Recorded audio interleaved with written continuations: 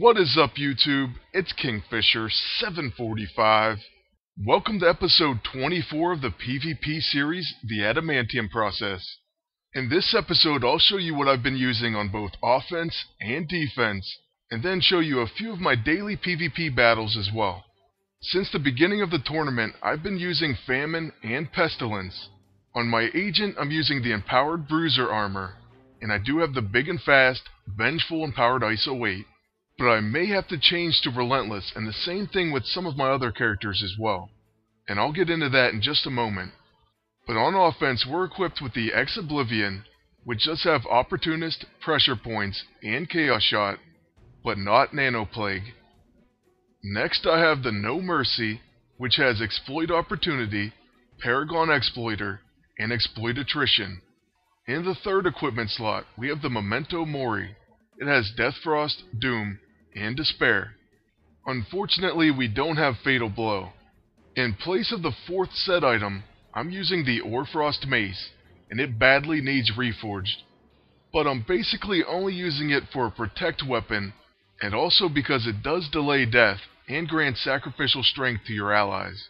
Next, I'm using Beast as the Horseman of Pestilence, and that's for Paradise Lost. And I have given him the Relentless E-ISO, which makes him immune to stun. If more people start using stun characters, or stun items like the Hotshot, I'll end up giving Relentless to everyone on my team. But for right now, on Rogue, I have the Inspiring Empowered ISO 8, which grants morale boost. She is also of course in her alternate costume, the Horseman of Famine, and the Infiltrator power version. Now let's go ahead and take a look at my defense. And it's going to be the same exact characters and uniform. However, I am using something different as a weapon set. I'm going to try this out until I think most people are using the Relentless E-ISO. First, I'm using the Signpost, then the Hotshot. That's of course for the stun, but because of Faustian Bargain, it also places burning as well as poison on all the enemies. So yeah, basically any debuffs that you have, you're going to put on the enemy. So there you can see there is poison on the agent, and also burning. Regardless, it would place burning, but still that's an added benefit. And then since we have burning, I'm using the Hard Knocks, and that's to hopefully preemptively strike an opponent, especially due to the fact that we will protect allies from single target attacks. So I am hoping to funnel at least some attacks through my agent, and cause a preemptive strike, as well as a potential big and fast extra turn. Alright, so now that we've seen the setup, let's get into our first PvP battle. This opponent is using Deadpool and Famine. Deadpool is first act, but my agent should protect against him, and in the process gain enraged. So the battle begins with the sharp pointy things. And right away we get a big and fast proc, so I'm going to get an extra turn. The first thing that I'll do is go ahead and gain my second enraged, due to my armor's ability Short Fuse. Now it's time to use the Ex-Oblivion. Unfortunately, it usually misses a target or two, but this time it does hit all three. That is one of the significant problems with it, but the other problem is waiting on all this text. But don't get me wrong, it's an amazing item, especially with Beast as Pestilence. And then also depending on how many set items you have.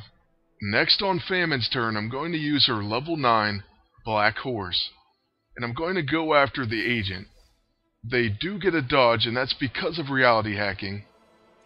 So one thing's certain, they still do have the cube equipped, and that's something I may go back to using myself. Right now it feels like Disoriented is 100% chance to hit your own team. Almost every time it gets put on me, I end up hitting my own teammates. So AoE attacks are more important than ever right now. That is something we're in short supply of. But anyways, I will use the Heart of Darkness on Deadpool. I really wanted to put Nano Plague on him, so that's why I hit him with that. Next, it's their Famine's turn to act, and she's probably going to use her level 9. And oddly, it misses as well, but it's not even because I have reality hacking. Because I don't. But anyways, it's time for a big No Mercy hit. Let's go after their agent first. And we do hit for a non-crit 62,000 massive overkill. To be honest, this is one of the easier battles I've had this season. Most fights are gone quite long, and as a result, this video is going to end up being quite long. I really hate bang bang bang. Buff blocker is such a pain, but we do get another big and fast. So that means we'll get another no mercy hit, and I believe I'll use it on Famine. This should do plenty of damage. And it's another non-crit, but a 68,000 epic overkill. Now with Rogue, I'm going to absorb power, and then I'll gain the Scrapper class. Now the next time I attack with her, I will gain a follow-up attack. We also managed to stun him, so that's pretty amazing. Next, with Beast, I'm going to use his level 9, Jekyll and Hyde. And by the way, it's a miracle that I haven't got hit with Buggy. Every time I fight Deadpool, he procs it like 3 or 4 times. Deadpool does gain 21,000 health back, but a no mercy should wipe that away in an instant. And let's hope for a critical hit this time. Once again, no crit, but it does do 69,000 damage.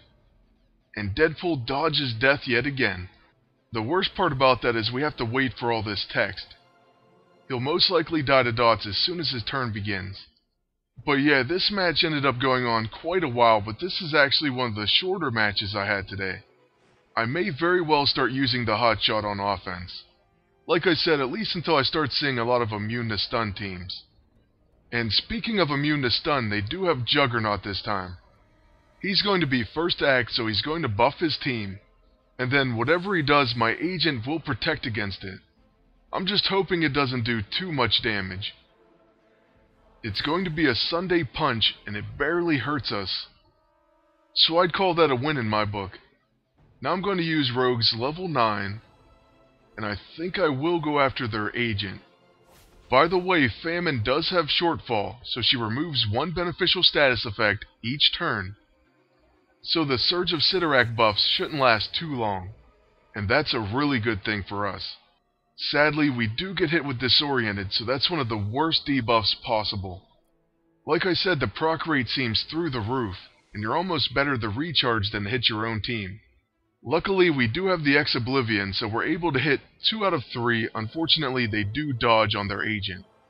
I will say this, at least some of our single target attacks, like Beast level 9 and the No Mercy, won't do all that much damage to a non-debuffed target.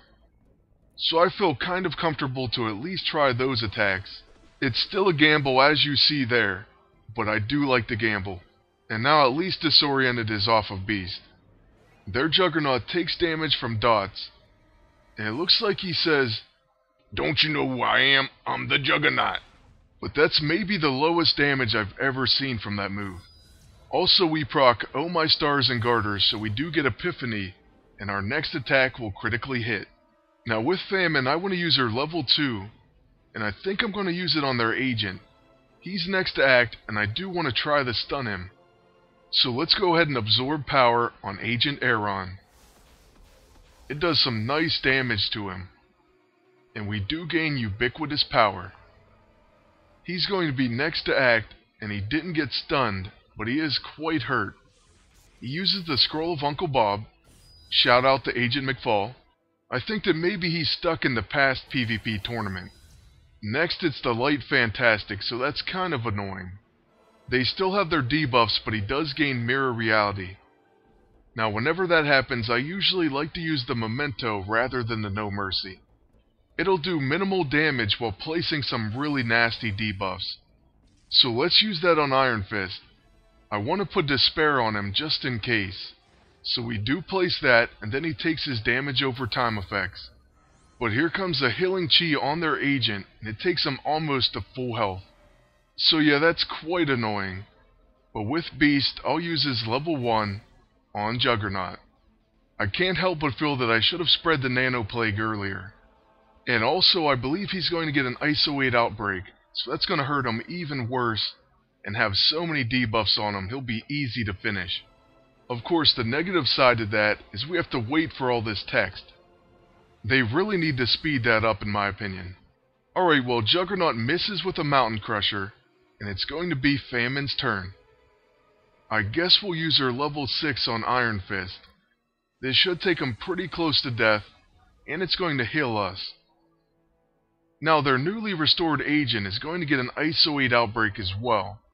And then that means we have to sit through some more text, plus a quick action Signpost, so I guess he's going to gain a little bit of health back. And then he uses the Nanite Inductive Nailgun. It does some really abysmal damage, but it does give him a shield. So now we're going to go ahead and use Short Fuse and the No Mercy. I think it's time to finish the Juggernaut, especially since Iron Fist will die to dots. And finally we get a crit, a 271,000 epic overkill. Then our level 9 Jekyll and Hyde does pretty nice damage as well, and their agent should be on his way out. One more attack from Rogue should do it, and we'll use her Black Horse ability. That's a pretty big hit from that level 9. And now it's time to move on to the third and final battle of the video. This one's going to be against a fellow Horseman team, and an agent who apparently has some of the Horseman set as well. We'll just have to wait and see which parts of the set he has.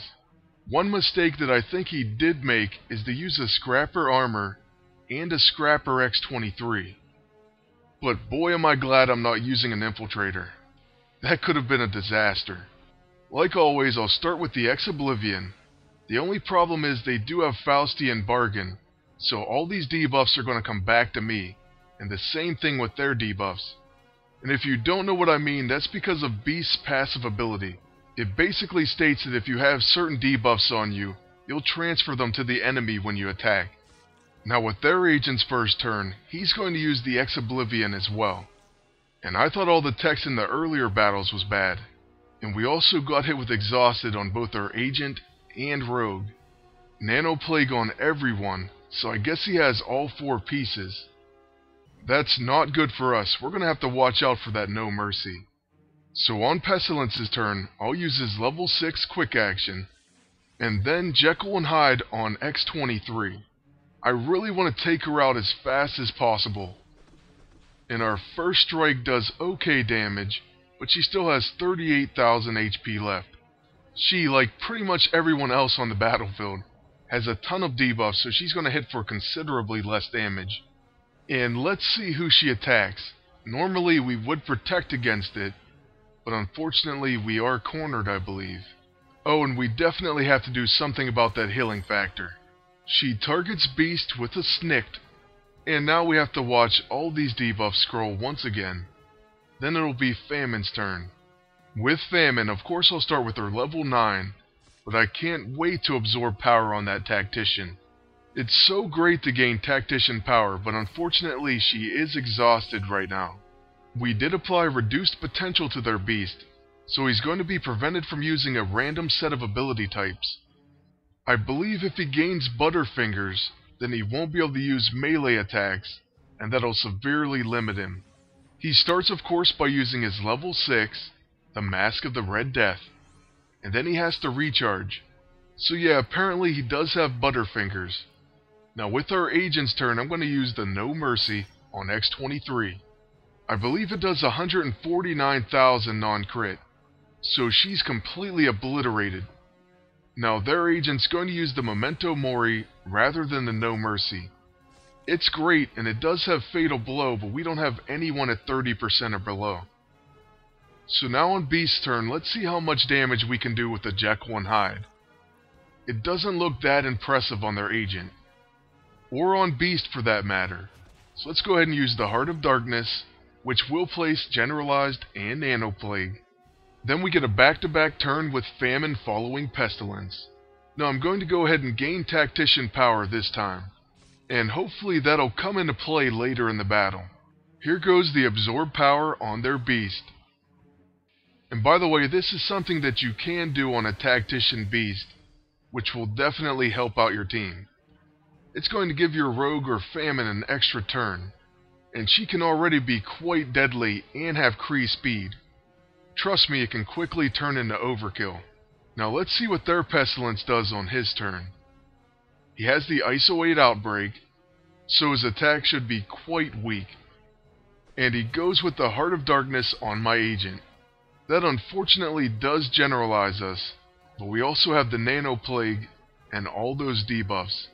At this point I'm not sure what kind of damage we can pull off, but I will go ahead and use the Short Fuse anyway, mainly out of habit, and then I'm going to go ahead and try to attack their agent with the No Mercy. It looks like it'll still do a half decent amount of damage, and it does almost 30k, and then he still has dots, so he'll be pretty close to dead. Oh, but there goes that Gaunt Caress, so we're gonna see a counterattack from it. That's an item from the set that I don't have, but even if I did, I don't know if I'd use it. Maybe on defense, it would be nice to try out there, but on offense, I definitely like having a protect weapon. It will allow him to absorb my class, though, so that's pretty interesting, and then it's gonna be his turn directly after. Oh, and also their beast gets Oh My Stars and Garters, so they will gain Epiphany. Or at least Beast gained it. Now with their agent, after all this text scrolls once again, I would imagine he's going to use the No Mercy. And that's exactly what he uses. I'm not sure what kind of damage it did, but it does kill us, and at least procs Sacrificial Strength. We also gain Big and Fast, so we're going to get a turn directly after this. I kind of wish we could have seen how much damage it did to me. But anyways, here goes our extra turn, and that's pretty fortunate, so that we can use a No Mercy of our own. Beast has the most health, so we attack him, but he does dodge. Then we do die to bleed. I'm hoping that this Jekyll and Hyde hits, and is enough to KO their beast. There's no way he can dodge another attack, or is there? I was definitely worried at this point. But we do hit, and it's going to be enough damage to knock him out. So this should be the last attack of the video, and we'll start with the Brawl. As long as it hits, that's going to end it. And it lands, and that's the end of the battle. It's also the end of the video. I really hope you enjoyed it, and I'd like to thank you all for watching. Please leave a like, a comment, and subscribe. And until next time, good luck and take care.